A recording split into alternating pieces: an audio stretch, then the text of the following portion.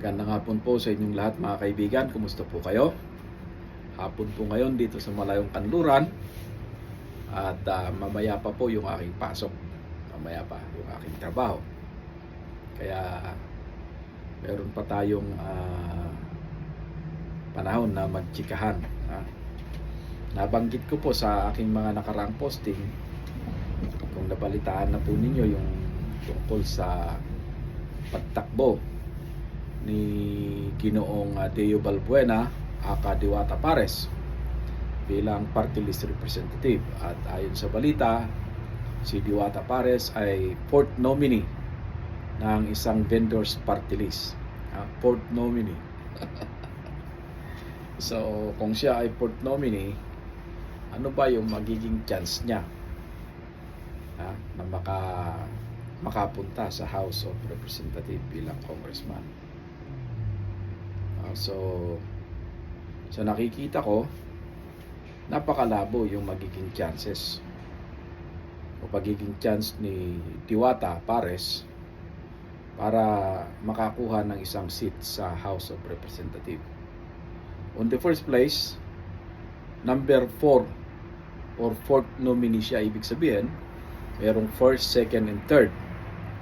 So sa party list representation, ang required vote dyan para manalo ka o makakuha ka ng isang seat, at least makakuha ka ng 2% sa out of the nationwide casted votes. So kailangan makakuha ka ng minimum 2% vote. So kung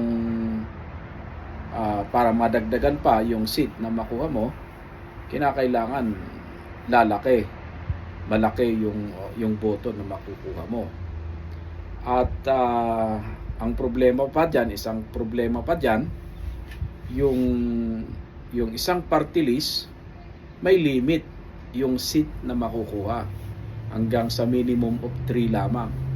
So assuming na malaki yung makukuhang boto ng vendors party list na kinaaniban ni Diwata Pares, ang maximum niyan hanggang 3. So hindi na po pwedeng mag-apat. So kung malaki yung makukuha nila na boto at makakasecure sila ng 3 seat sa House of the Representatives, hindi masasali si Diwata Pares.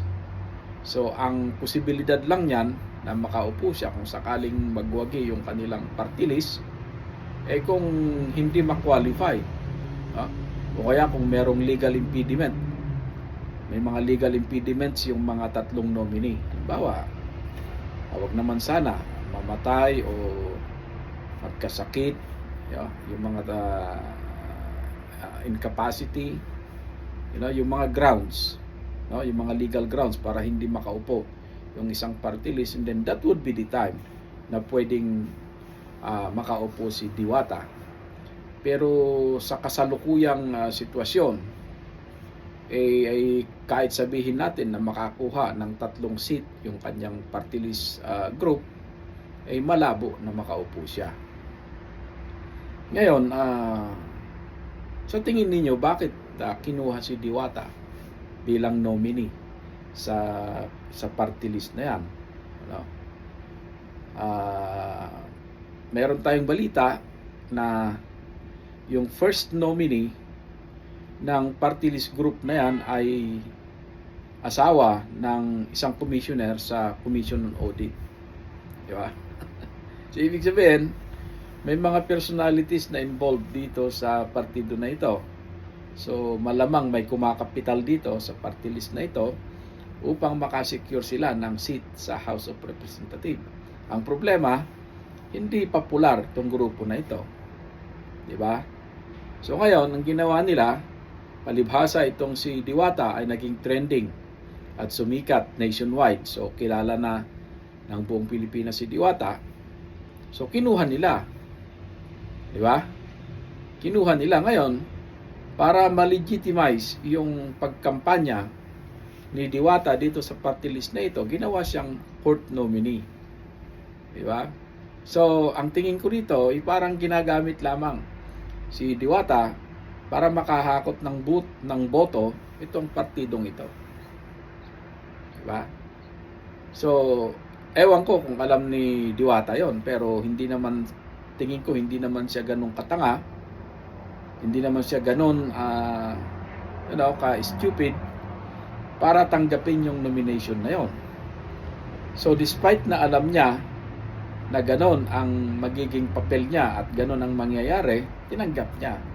So, ang tanong dyan, ano yung consideration? Bakit tinanggap mo yung nomination na yon? Despite of the fact na alam mo na kahit sa ang kulong tignan, hindi ka makakaupo kahit manalo yung inyong party list. Diba? So, ibig sabihin, may consideration dyan. So, how much? Diba?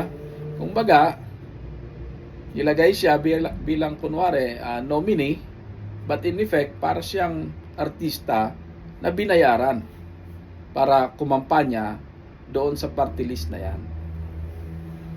Diba?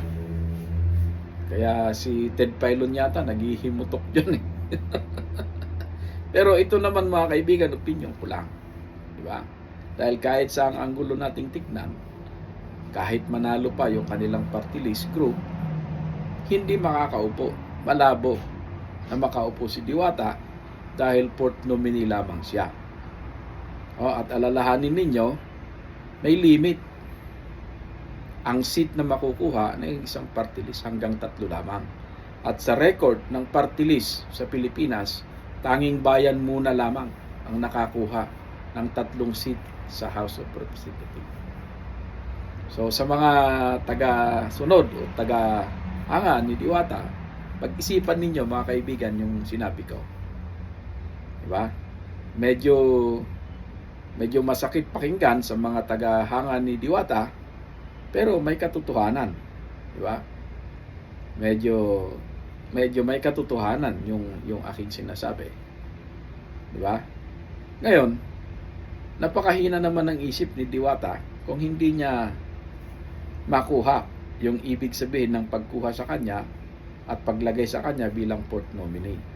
So, ang nakikita kong katotohanan dyan, dahil nga kilala siya sa buong Pilipinas na at naniniwala sila na makakakuha siya ng boto, kaya ngayon siya yung pinupronta para mangampanya doon sa party list group na yun. Diba? So, kung humina yung racket, kung humina yung negosyo niya sa parisan, pwedeng isang paraan ito. isang paraan ito para magkaroon ng additional income. Okay, yun lamang ang aking masasabi mga kaibigan. Magandang hapon at sana okay kayong lahat.